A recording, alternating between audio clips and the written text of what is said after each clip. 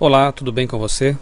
Começamos hoje a leitura do livro da Carta de 2 Coríntios, também de autoria de Paulo, escrita por volta do ano 57 depois de Cristo, um ano depois da primeira carta, primeira aos Coríntios.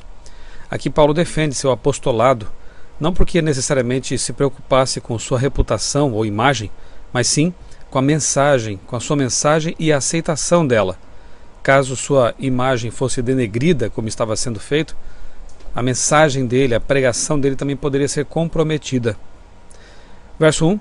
Mesmo débil e defeituosa como fosse, Paulo considerava a igreja de Corinto também igreja de Deus e chamou os irmãos de santos, inclusive.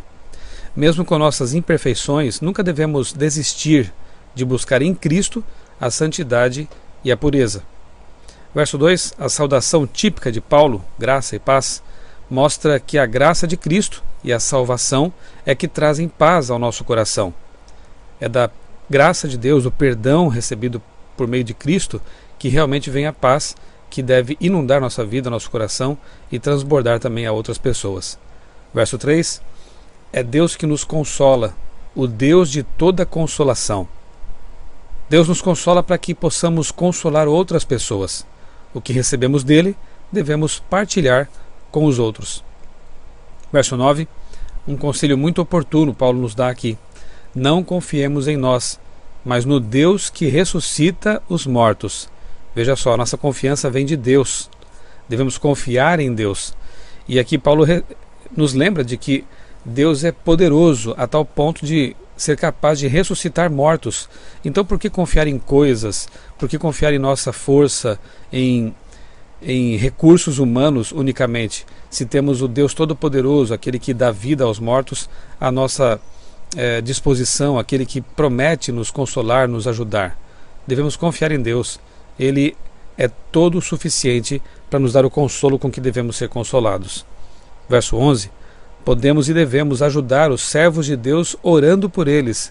É o mínimo que podemos fazer por aqueles que estão lutando pela igreja, aqueles que estão trabalhando, se desgastando pela causa de Deus, como era Paulo, como fez Paulo. Então, no mínimo, devemos orar a Deus para que essas pessoas sejam fortalecidas, sejam consoladas e tenham disposição, força, energia para continuar sua obra pelo reino de Deus. Verso 20. Deus é fiel e cumpre suas promessas. Ele sim, sempre é fiel.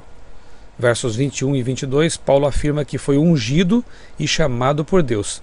E aqui ele começa a defendendo então seu apostolado, sua missão e seu chamado diante dos coríntios. Verso 22 ainda, o Espírito Santo, em nosso coração, é o penhor da vida eterna.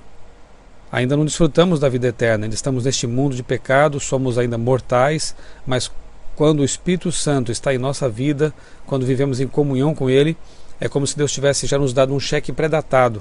Um dia nós vamos sacar esse valor, recebendo a coroa da vida eterna.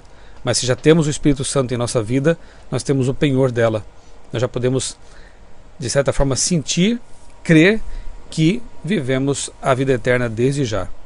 No verso 24, devemos sempre cooperar para a salvação e a alegria das pessoas, viver para servir, assim como viveram Paulo e Jesus, a quem Paulo imitava.